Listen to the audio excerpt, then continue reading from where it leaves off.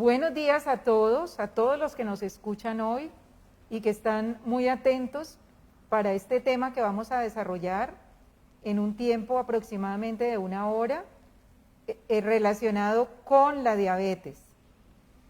Soy Luz Ángela Casas, soy endocrinóloga, jefe de la sección de endocrinología de la Fundación Clínica Valle del Lili, profesora de la Universidad ICESI, fellow del American College of Endocrinology, y hoy nos está acompañando la jefe Valentina Marín. Es nuestro apoyo número 1 en la parte educativa del paciente diabético. Es importante que nosotros todos estemos muy atentos de una enfermedad como es la diabetes, que es una enfermedad que compromete todo nuestro sistema, todo nuestro organismo, y para eso, como es una enfermedad crónica, en esta situación de pandemia, además de otras enfermedades crónicas, se hace muy importante que nosotros estemos en un control médico continuo. Ese control médico continuo no implica solamente que estemos presenciales en la consulta de nuestro médico de cabecera, sino que también podemos optar por un nuevo sistema de virtualidad que nos acerca de alguna manera a todos, como es la teleconsulta, que se empezó a hacer desde los primeros inicios de la cuarentena aquí en nuestro país. La Fundación Valle del Lili ha sido un líder desde los inicios en este tipo de telemedicina que se llama la teleconsulta, donde nosotros tenemos un acercamiento hacia nuestros pacientes y le podemos dar un apoyo continuo, tranquilidad y que permanezcan en muy buen control y no estemos posteriormente entrando por un servicio de urgencias porque no hemos hecho un control médico. De modo que los invito a todos a que continuemos con este tipo también de modalidad y que definitivamente, como vemos en muchas cosas de la virtualidad, pues llegó para quedarse en forma positiva. O sea, ya el mundo ya nos está acercando a todos. Nosotros ya podemos ver personas recónditas en las zonas rurales incluso, pacientes de Putumayo, de la zona de los Llanos, o también cualquier otro sitio de Colombia, en las zonas montañosas, etcétera. Así como también nosotros nos hemos, digamos, como dispersos a nivel del mundo, podemos hacer consulta en otros continentes. De hecho, la Fundación viene haciendo consulta con personas que están viviendo en otros países o personas que en algún momento decidieron irse a hacer su vida por allá y eran personas que estaban como pacientes dentro de la institución y que en su lejanía quieren ese calor humano que se les da dentro de la institución, y por medio de este sistema de teleconsulta hemos vuelto a hacer un acercamiento y les damos también tranquilidad en sus diagnósticos y en su manejo que les están haciendo por fuera. De modo que los invito a que continuemos en este proceso que nos parece una ayuda supremamente importante para todos los pacientes y especialmente en aquellos de enfermedades crónicas. Bueno, entonces ya entrando en materia, vamos a hablar hoy de lo que es la diabetes. La diabetes es una enfermedad crónica en la cual, como su nombre lo dice, pues vamos a tener que estar en continuo control y manejo por parte de un grupo que nosotros decimos que es más multidisciplinario debido a todo lo que puede comprometer en el organismo un paciente con diabetes. ¿Qué se define como diabetes?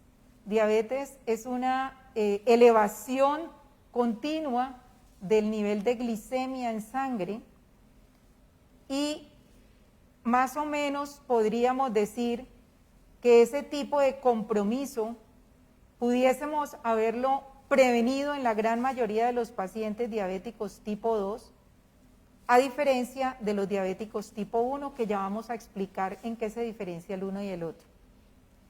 Pero es frecuente que en nuestra familia hayan personas con el diagnóstico de diabetes, o sea, una glicemia de ayunas por encima de 126, con el cual se hace el diagnóstico, o si yo la tengo entre 99, que es el tope máximo, o sea, que arranco de 100 hasta 125 en ayunas, probablemente ya estamos ante un estado prediabético o de una glicemia alterada en ayunas, y los médicos le pueden ordenar un test de carga de glucosa para mirar si realmente está en un estado prediabético o si definitivamente ya ha pasado a un estado diabético.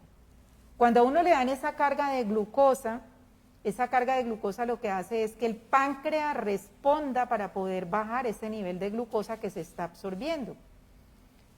Pero cuando está por encima de 200 a las 2 horas, pues realmente ya se considera que la persona no tuvo esa capacidad y se considera un paciente diabético. O sea que ya van dos criterios con los cuales yo lo puedo diagnosticar.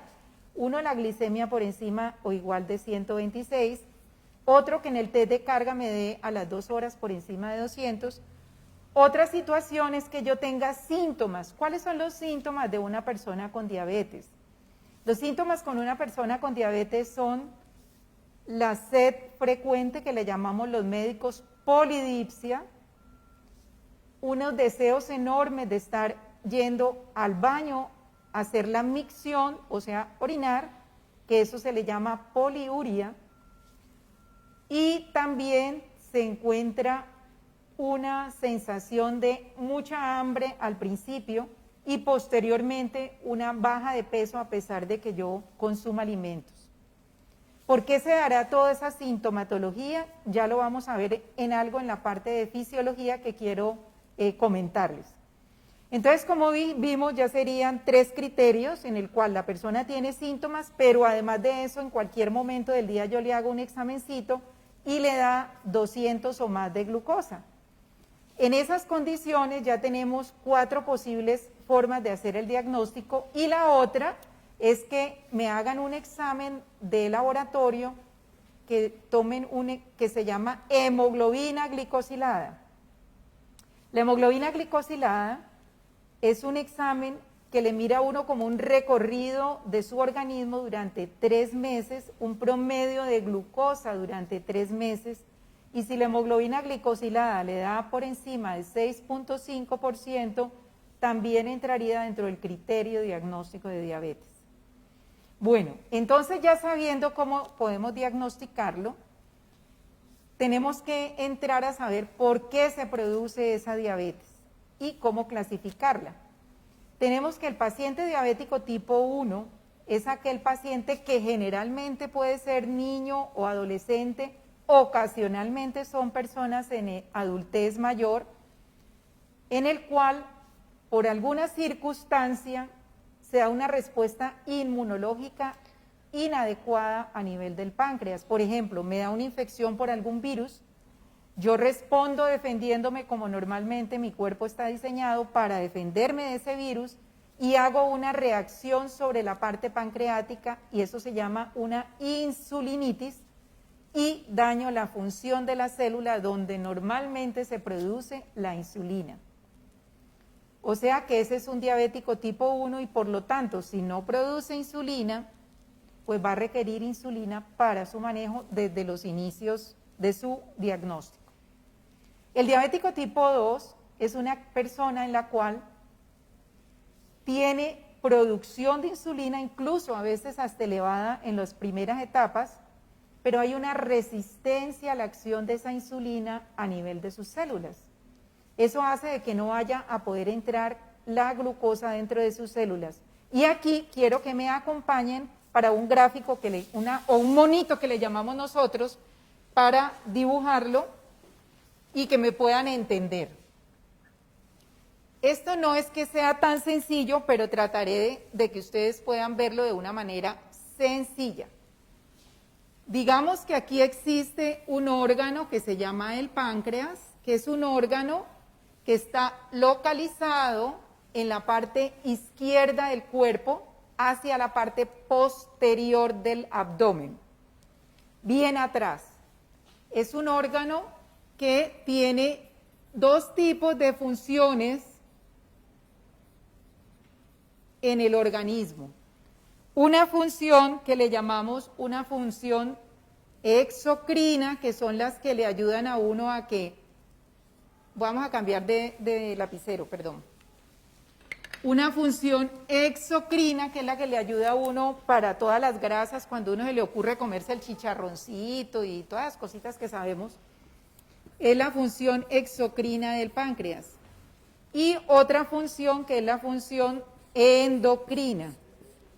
Cuando nosotros hablamos de esta función endocrina, que espero lo alcancen a ver, entonces vamos a hablar de las células que producen insulina.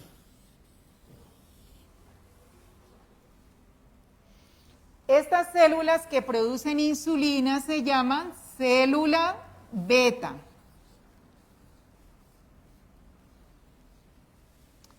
Esa célula beta que se encuentra, digamos, aquí en el páncreas y produce insulina, se va a ver estimulada por lo que yo consuma. Creo que nos está acabando de tanto escribir y dar clases. Pero bueno, vamos a hacer una borradita por aquí para poder entrar al segundo concepto de eso. Cuando la insulina se produce en el páncreas por un estímulo de alimentación, digamos que me estoy comiendo una hamburguesa.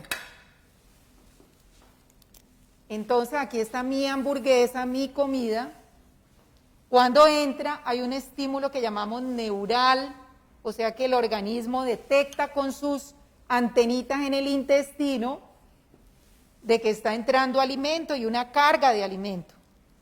Inmediatamente avisa a la parte cerebral y a la parte misma intestinal para que se produzcan unas hormonas que están en el tracto gastrointestinal. Y esas hormonas son las que van a tener una capacidad para poder producir esa insulina en el páncreas. O sea que estimulan para que se me produzca y se me libere la insulina. ¿Qué pasa cuando nosotros liberamos insulina? Pues resulta que esa insulina tiene que tratar de hacer lo que ella sabe que tiene que hacer, que es entrar la glucosa dentro de las células. Entonces, si nosotros tenemos una célula aquí y la insulina quiere hacer su oficio, tiene que tocar una puerta que nosotros en la parte médica le llamamos receptor, y se ancla allí al receptor. En el momento en que se ancla, produce una serie de cambios a nivel de la célula internamente. Y dentro de esos actúa y activa un transportador de glucosa. Hagan de cuenta que es un bus el que están activando. Cuando activa ese transportador abre una puertica por aquí en la célula, y como por acá estaba el capilar por donde iba la glucosa de lo que nos acabábamos de comer, entonces esa glucosa entra por aquí debido a que ya se abrió la puertica. Cuando entra, entonces en todo el sistema interno de la célula queda con energía. Y ya como ustedes ven, este nivel de glucosa pues no está alto en sangre.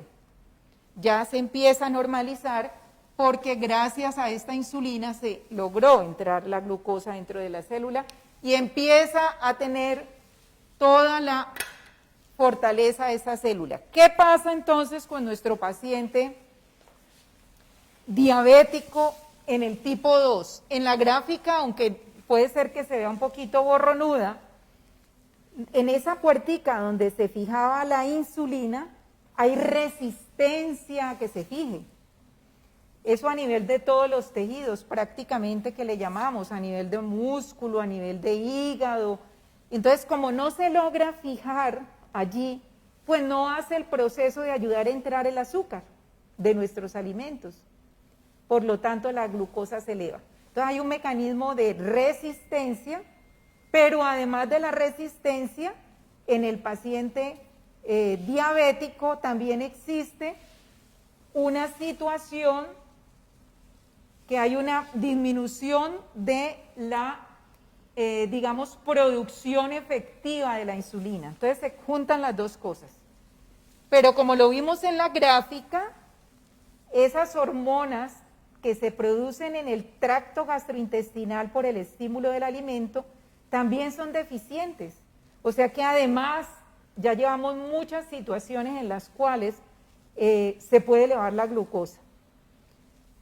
Tenemos otras cosas adicionales, fuera de la genética por la cual el paciente también tenía riesgo de hacer diabetes, es que tenemos que a nivel de los riñones normalmente se saca la glucosa hasta cierto punto del riñón, pero el organismo normalmente lo reabsorbe, porque él está acostumbrado a mantener un equilibrio interno de la glucosa. En el paciente diabético, ese mecanismo de reabsorber la glucosa y mantenerla normal en sangre también está alterado.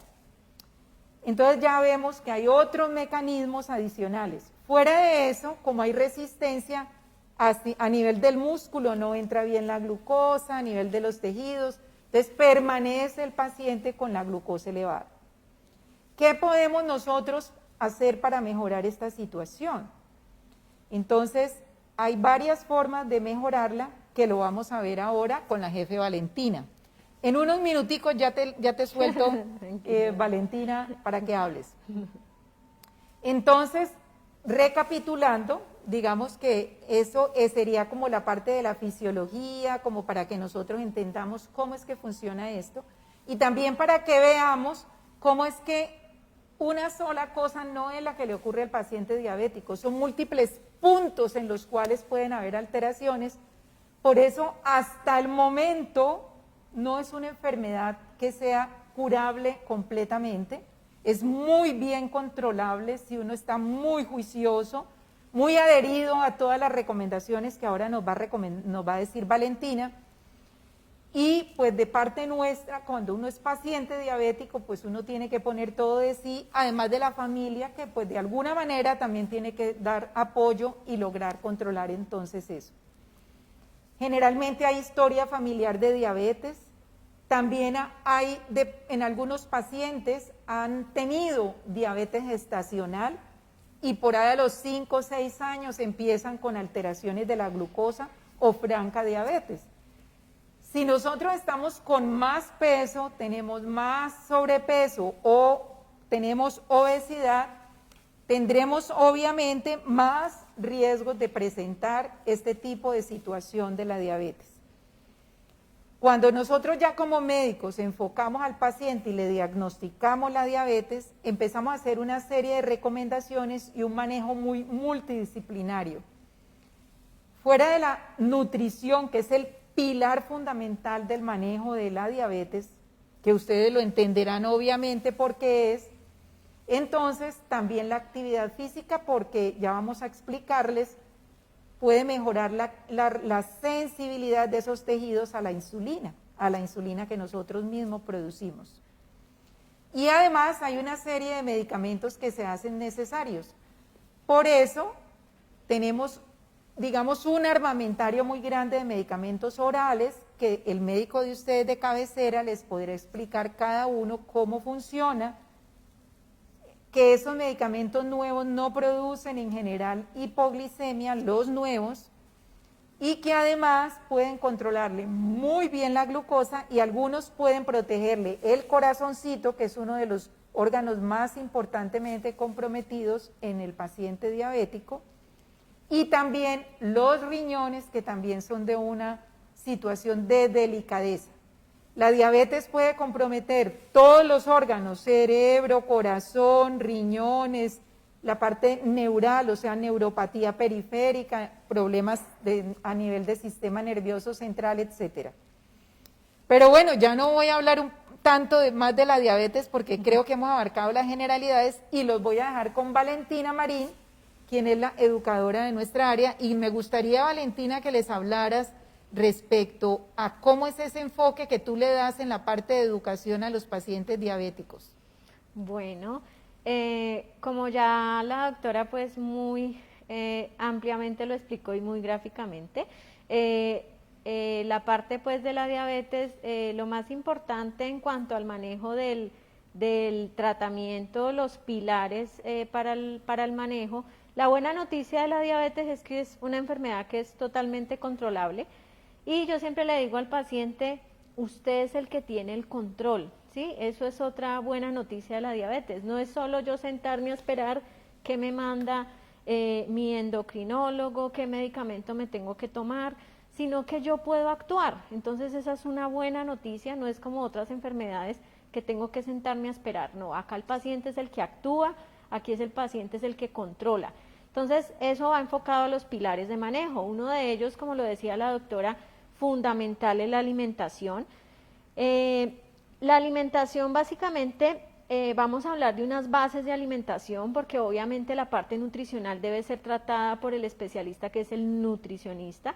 Él como tal debe dar la parte del plan de alimentación específico para el paciente. Esto no es algo de que sea una norma general, aquí simplemente hacemos unas bases para diabetes que debería ser, primero, el plato saludable. ¿Qué nos dice el plato saludable? El tamaño del plato saludable es de 21 centímetros. Este sería nuestro plato saludable, no la bandeja que estamos acostumbrados. Es un plato pequeño, sí, pero este sería el plato saludable. La mitad de este plato nosotros la deberíamos llenar de verduras, vegetales, crudo, cocido, el que nos guste, el que toleremos, pero la mitad del plato hay que llenarla de verdura. Esto contiene además fibra, vitamina, minerales, que hace que los alimentos se metabolicen de una forma diferente. Un cuarto del plato debe ser la proteína, que tampoco pues debe faltar el aporte de proteína, y un solo cuarto del plato va para el carbohidrato. El carbohidrato en la diabetes, digamos que tiene una importancia significativa porque son los alimentos que más impactan sobre los niveles de glucosa. Entonces, a ellos, digamos, hay que prestarles mucha importancia en cuanto a la porción. No es necesariamente pues quitarlos absolutamente del todo. Los carbohidratos complejos se pueden consumir, pero en una porción adecuada, y tratar de no mezclarlos pues todos en un plato. El problema de nuestra alimentación es que queremos consumir todos los carbohidratos y en una porción pues gigante. Entonces, este sería como el plato, digamos, saludable para una persona con diabetes, y en general, yo siempre les digo, todos deberíamos comer como un diabético. En cuanto a la fruta, nosotros deberíamos reemplazar siempre el jugo por la fruta entera, ¿sí? Deberíamos es consumir fruta entera y un vaso de agua, porque cuando yo trituro la fruta, la cuelo, le estoy quitando las propiedades de la fruta, que es la fibra, la vitamina, el mineral, y estoy dejando solo la fructosa, que es como tal la que me eleva los niveles de glicemia. Entonces, yo con alimentación, realmente, como decía la doctora, me puedo ayudar muchísimo para controlar mis niveles de glicemia. Casi que lo que yo como son los niveles de glicemia que voy a tener. Entonces, sí vemos la experiencia con los pacientes cuando ellos se ponen súper juiciosos con alimentación, limitan el consumo de carbohidratos, o más bien son juiciosos en porciones. Hay un grupo de carbohidratos que son carbohidratos simples, que sí hay que tratar de quitarlos del todo de la alimentación. El otro pilar fundamental es el ejercicio, como lo decía la doctora. Está comprobado que hacer ejercicio controla los niveles de glucosa, ayuda a que esa insulina que nos decía la doctora está en una producción inadecuada o tenemos una resistencia a ella, funcione un poco mejor. Entonces, para la diabetes, como mínimo, se le recomienda al paciente hacer 150 minutos a la semana repartidos como él quiera, idealmente que sea, no tratar de que sean 3 veces a la semana como mínimo, pero si hace más, mucho mejor. Incluso para manejo de obesidad se pide pues 300 o más. Siempre hacer actividad mezclada aeróbica, también con algo de fuerza muscular, ese sería como el ideal. También la actividad que el paciente tolere, pueda hacer, le guste, porque el ejercicio también hay que disfrutarlo.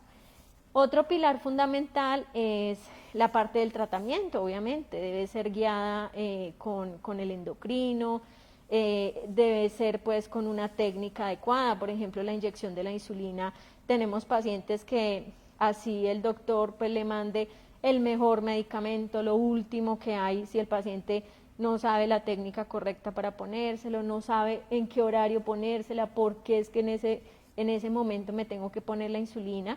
Hemos encontrado pacientes llevan muchísimos años colocándose la insulina y no han recibido una educación adecuada. Entonces no es que el tratamiento esté mal, no, sino que hay falta de educación y es allí donde debemos trabajar. Entonces esta parte también es muy importante. Obviamente que el paciente cumpla con el tratamiento, cumpla con los medicamentos. Y el otro pilar fundamental que yo siempre digo es la parte de la educación. Marca la diferencia el paciente que aprende sobre la enfermedad, que se educa, que sabe, por ejemplo, lo que hablaba la doctora, que cuáles son los síntomas que me muestran que estoy algo descompensado, cómo debo manejar, por ejemplo, una hipoglicemia, si la hago, una hiperglicemia, el manejo de la alimentación, que es fundamental. Todas estas cosas se aprenden es cuando el paciente recibe una educación. Nosotros en la clínica ya se tiene un curso desde hace muchos años, doctora. 25 años tenemos prácticamente de hacer cursos. Exacto, entonces es un curso que los pacientes pueden hacer, es gratuito, es abierto a todas las personas, en donde precisamente se busca eso, que el paciente se eduque sobre la enfermedad, que es uno de los pilares fundamentales para el tratamiento. Y respecto a eso podríamos adicionar que con la virtualidad, en este primer trimestre que empezaría el próximo año, primer semestre prácticamente, como nosotros hacemos por bloques la educación, a partir del próximo año en el primer bloque va a ser virtual, para poder que los pacientes puedan tener ese acceso a la parte educativa y se puedan pues instruir y evitar complicaciones tanto agudas como crónicas en la diabetes. Sí, claro. Lo otro es que igual en la página de la clínica hay en la parte de educación específicamente de la web, hay toda una parte de inyección de insulinas específicamente pues de ese medicamento, hay una parte de alimentación, de conteo de carbohidratos, donde también pues es abierta para todos los pacientes que pueden pues aclarar dudas sobre esta parte. Bueno, doctora, aquí ya tenemos preguntas. A ver, Valentina, ¿qué será que empezamos? Doctora, por aquí hay una pregunta, nos pregunta Andrea Díaz, dice, ¿una persona con diabetes puede hacer ayuno intermitente?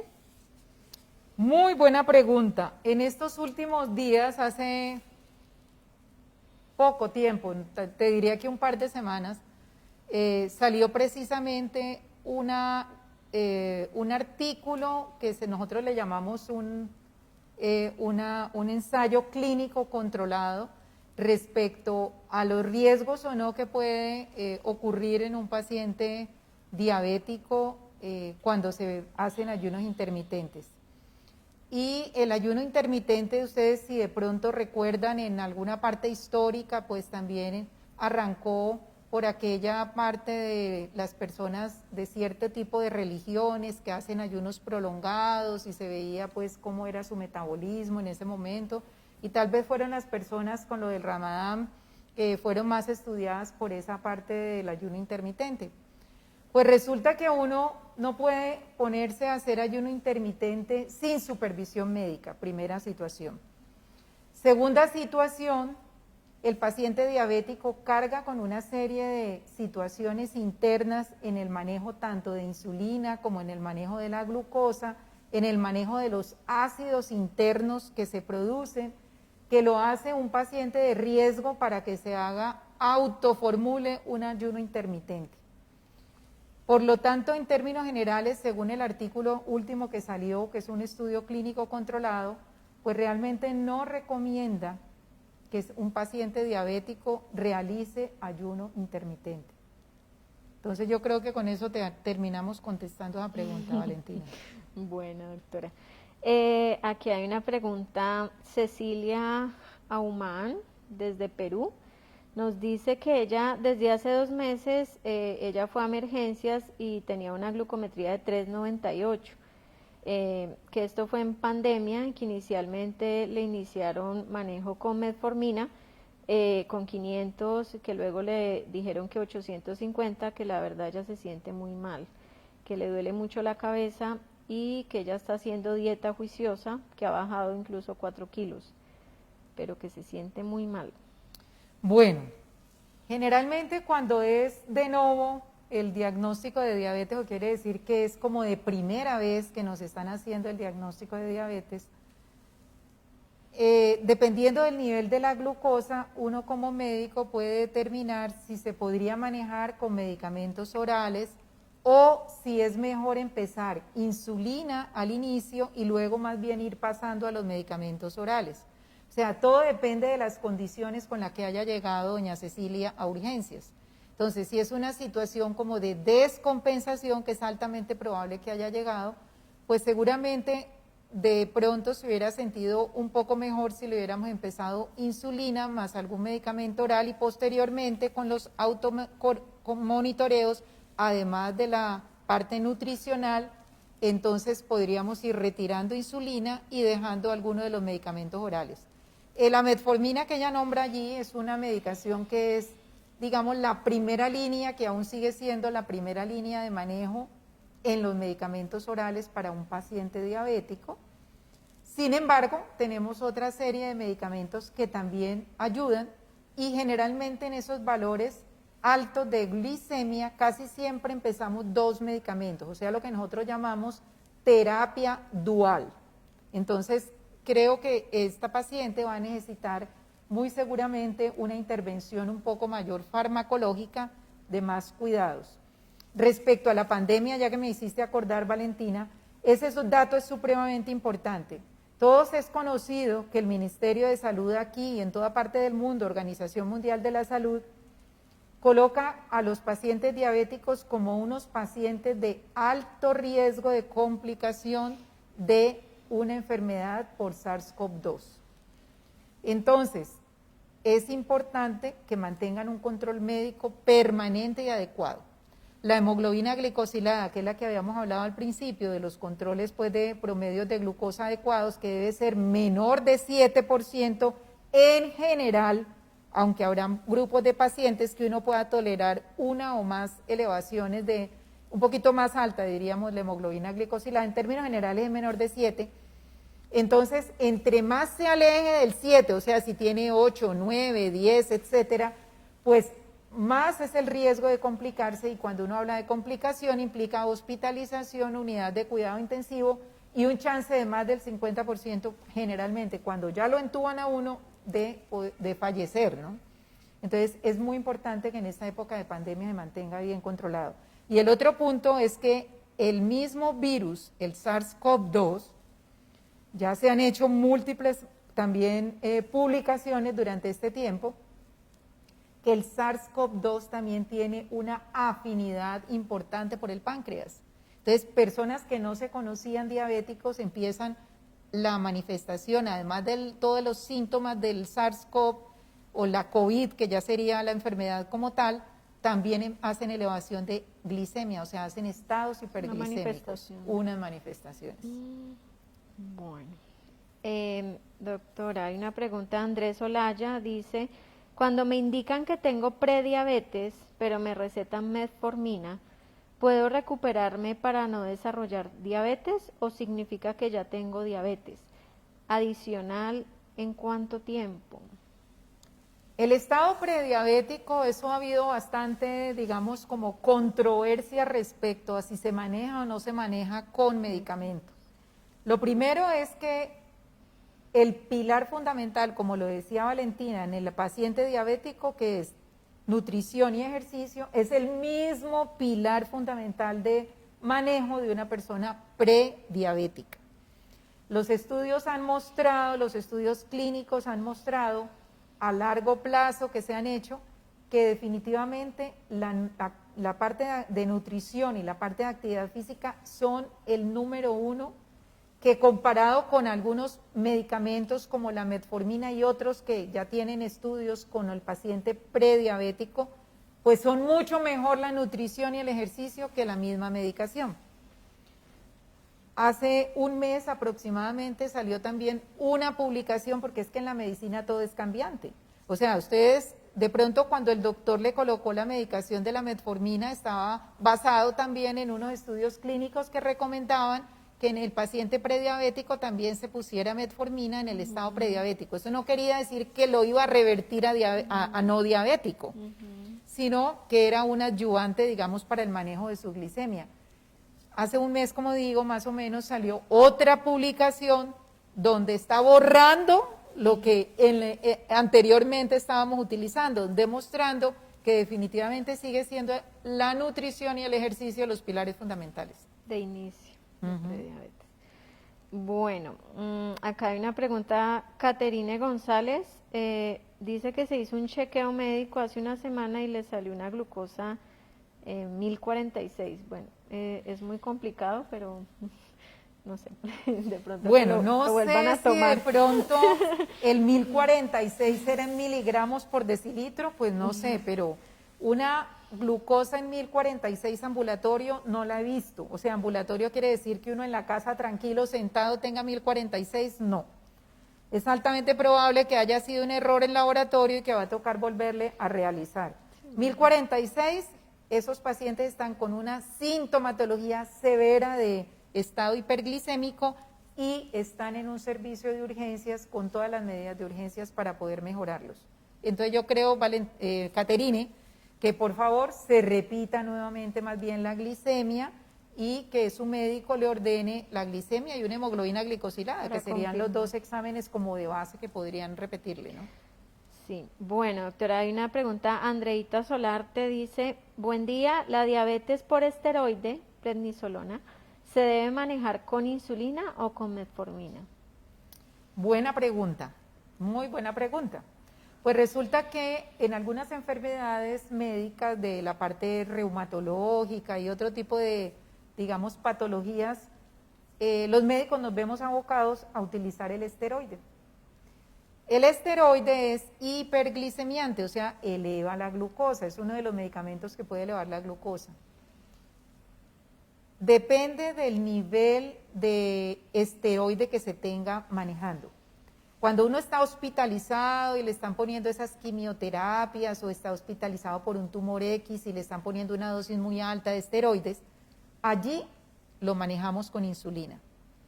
Si es una dosis baja de manejo ambulatorio de la parte, pues de su parte médica por el cual recibe los esteroides, generalmente no requerimos insulina, sino que se puede tratar con medicamentos orales. A no ser que sea definitivamente ya un paciente diabético tipo 1 instalado o un diabético tipo 2 que ya requiere insulina, pues ahí se le hacen los ajustes. Pero si es dosis bajas de esteroides, generalmente con dieta, ejercicio, más algo de medicamento oral. Bueno, muy bien, doctora. Dice Yasmín Díaz, doctora, ¿qué otros tratamientos médicos permitidos existen para la diabetes tipo 1, además de los normales? ¿Opciones de cirugías? Bueno, en ese punto, en la parte quirúrgica, cuando dices normales, pues yo me imagino que son los medicamentos orales, que tenemos el listado todos los médicos de cuáles medicamentos sirven, la insulina, etcétera. Cuando la persona está con una obesidad ya que llamamos de grado 2 a grado 3, o sea, ya una obesidad bastante marcada con los índices de masa corporal que están por encima de 35 o que están en 40 y ocasionalmente algunos de los que están en ese rango grado 1, que serían los menos, si además cursa con una diabetes tipo 2, que es aquella que estábamos hablando de que hay resistencia a la insulina, que se asocia más al sobrepeso, la obesidad, además de toda la parte pues de factor familiar. Entonces en ese paciente diabético, si uno lo pone en una disminución de peso importante, y si logra bajar un porcentaje de peso de más del 5% y puede ser 10 o 15 lo que requiera, pues seguramente le va a favorecer.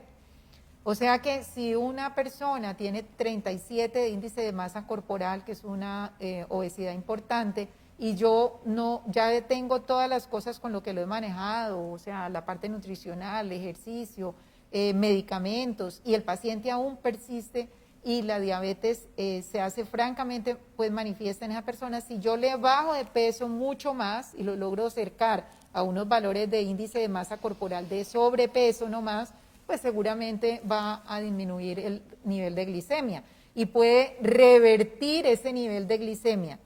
No quiere decir que yo ya no tengo nada por lo cual yo vaya a presentar diabetes. En el momento en que la persona baja la glicemia y dice yo ya no tengo que usar medicamentos, ya me mejoré, me bajé de peso porque me hicieron una cirugía de estas bariátricas que se pueden utilizar para esos pacientes, entonces yo ya me voy a descuidar y voy a hacer y a comer todo. No, la parte genética ya está predispuesta, o sea, en el momento en que uno empieza a incrementar de peso, vuelve otra vez a requerir medicinas. ¿Y para la diabetes tipo 1, doctora, de cirugías? En cirugías, realmente entre el paciente diabético tipo 1, ya sabemos que la fisiología, de la fisiopatología de su enfermedad, es que no produce insulina. Entonces yo, si le bajo de peso, pues obviamente me ayudará de pronto a que yo pueda disminuir un poquito la cantidad de insulina, es probable, pero muy poco. O sea, el que más se me favorecería realmente, sí, o el que se favorecería sería un diabético tipo 2, pero en el 1 no. Más del trasplante. En el trasplante. Estás hablando de trasplante, perdóname. Sí. Trasplante de páncreas, qué pena, no te había entendido, Valentina. Sí, en el trasplante de páncreas. Bueno, el paciente diabético tipo 1, hay una organización internacional que se llama la procurar la diabetes, se llama Procura de Diabetes.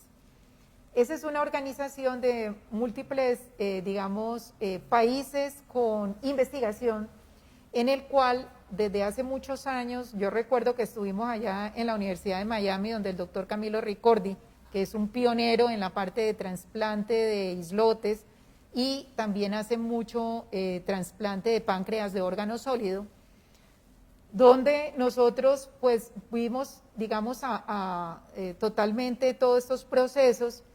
El diabético tipo 1 tiene unos criterios muy claros para uno llevar a un trasplante de páncreas.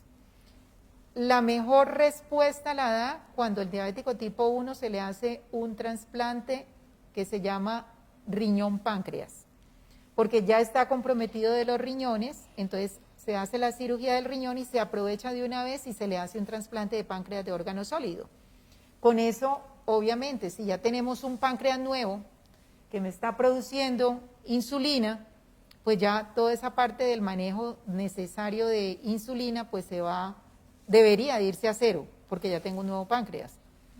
En la parte de trasplante de islotes también ocurre algo similar. Entonces, cuando yo trasplanto islotes, que son las celulitas que yo logré extractar de 2 o 3 páncreas y se las inyecto vía porta transhepático, entonces allá las celulitas vuelven y se prenden y empiezan a funcionar y a producir insulina, pues también yo no requeriría aplicación de insulina, pero con el tiempo, en esos pacientes, a los 3, 4, 5 años, pues pueden empezar a requerir, pero digamos que un 30% de esos trasplantados les dura mucho tiempo el trasplante. Y a los de órgano sólido, si son muy juiciosos, pues les puede durar un poco más. Claro que tienen que utilizar inmunosupresores, y las medicaciones inmunosupresoras, pues son unos medicamentos que pueden también producir hiperglicemia. Entonces, digamos que eso se tiene que manejar muy cuidadosamente y debe ser un grupo multidisciplinario el que maneje esos pacientes. O sea, además del cirujano de trasplante, debe ser el endocrinólogo, debe ser el nefrólogo, etcétera. Bueno, doctora, por aquí hay una pregunta, Julie Silva pregunta, buenas tardes, si mi mamá y padre tienen diabetes, ¿es muy probable que sea hereditario? ¿Qué puedo hacer para reducir el riesgo o cuáles son los síntomas de alerta? Prevención, perfecta la pregunta, Julie. Pues resulta que la prevención es muy importante, porque si nosotros tenemos papá diabético, mamá diabético, el chance de que uno presente diabetes pues es bastante alto. Yo diría que más del 50% de probabilidades de que uno presente diabetes. Pero uno, ¿qué puede hacer? Pues resulta, Julie, que tú puedes hacer lo siguiente. Primero, mantener un índice de masa corporal normal, o sea, no excederse del peso, no sobrepesarse. Para eso es la parte nutricional y para eso la actividad física constante. Si nosotros mantenemos esos dos parámetros, hacemos de que esa parte genética se pueda ir, digamos, como manifestando o más tardíamente, o que caiga yo dentro de ese porcentaje de personas que no alcancen a hacer diabetes. Entonces, sí puede hacer, Julie, todas esas cosas en casa para poder, y lo mismo pues el resto de la familia, obviamente, ¿no? Prevención. Prevención. Listo. Doctora, Alegría Ramos nos pregunta, ¿cuál es el valor normal de glucosa cuando ya el paciente es diabético? O sea, las metas. No, Valentina, contéstela a usted, Valentina, esa está buena como para Valentina. Pues igual, todo es muy específico, la verdad, hay que mirar el paciente específicamente, pero si es de valores generales, uno podría decir en ayunas o antes de las comidas, siempre le pedimos como meta más o menos 80, 130, no más, y 2 horas después de comer, que sería como para mirar qué tanto pico está haciendo de la glicemia después de las comidas, no superar el 180, si podemos estar menor, mucho mejor. Esas serían como ya, digamos, metas a tener en promedio ya siendo diabético. ¿Listo? Y yo diría que además, pues obviamente eso depende de cada paciente. Sí, es muy específico. Es muy específico y por eso la jefe los tiene ahí al frente y les dice, bueno, a usted le corresponde de tal rango a tal rango, pero para las generalidades están bien. Sí, sí, porque de hecho ahorita, doctora, con los estudios del tiempo en rango y todo esto que se viene manejando, pues sí debe ser como muy específico. Doctora, ¿cómo saber en qué momento se puede reducir la dosis de la metformina? ¿Al cuánto tiempo de control? Ejemplo, si tomo 2 al día para poder bajar a 1. Todo depende de qué nivel de glicemias y automonitoreo se está haciendo, por un lado, y depende del nivel de hemoglobina glicosilada para poder uno pensar si eventualmente va a requerir menos dosis. Pero casi siempre no les bajamos dosis a los pacientes. ¿Por qué? Porque la metformina tiene un beneficio muy importante. Además de mantenerles una mejora en la sensibilidad a la insulina que el cuerpo de uno mismo produce, su páncreas, y bajar la glicemia, es que también tiene una disminución de riesgo cardiovascular a largo plazo. Y me haces acordar de un punto muy importante, y es que en los primeros meses, en los primeros años, cuando uno le hacen el diagnóstico de la diabetes, es el tiempo más crítico de uno, porque se ha demostrado en los estudios, y volvemos a lo de los estudios clínicos, que si yo, digamos, controlo adecuadamente todos esos niveles glicémicos en fase temprana, voy a tener menos riesgos de complicaciones a largo plazo, porque hay una cosa que internamente el cuerpo sabe que se llama la memoria. Entonces la memoria a nivel corporal es muy importante para ese paciente diabético. Entonces, en términos generales, casi nunca bajamos esa dosis, excepto que ya el paciente tenga una falla del riñón. Cuando ya tiene falla del riñón, dependiendo de la filtración del riñón de la paciente, pues a veces incluso nos toca hasta retirarla. Sí, aquí como decía la doctora, no es como en otras patologías que hay que empezar como despacio a bajar las cosas, no, acá es de entre más rápido bajemos, mucho mejor. Doctora, hay una pregunta, Noelia Hernández dice, ¿cuál es lo mínimo de la glucosa ya en una persona siendo diabética? O sea, como para hablar rango de hipoglicemia, pues ahí el rango que uno le da a los pacientes para manejo en casa, y específicamente se diría cuando usan insulina, que están en un riesgo alto de hipoglicemia, es menos de 70. Pero si uno hablara incluso de hipoglicemia clínicamente significativa, hay un rango de menos de 54. Pero pues eso sería como para decir el paciente está en hipoglicemia, es menos de 70. Por encima de ese valor, así el paciente diga es que yo me siento mal, estoy en 80, 90, pero no es hipoglicemia. Hay muchas preguntas, doctora, de las frutas, que qué frutas debo comer, pues yo siempre les Respóndele digo, más bien en general tú lo de las sí, frutas. o sea, yo siempre les digo a los pacientes, mire, en cuanto a las frutas, no hay frutas prohibidas, yo digo que las frutas es más la porción. Si usted sabe comer la fruta en una porción adecuada, no hay problema. Las frutas todas son carbohidratos, todas las frutas en exceso sí tienen glucosa, elevan los niveles de glicemia, pero la porción es el éxito. Usted puede comer la porción de fruta, que ¿cuál es? Una del tamaño del puño, medio vasito de fruta picada, pero no que porque es fruta me puedo comer el plato lleno de fruta o estar comiendo fruta todo el día. No, no se puede.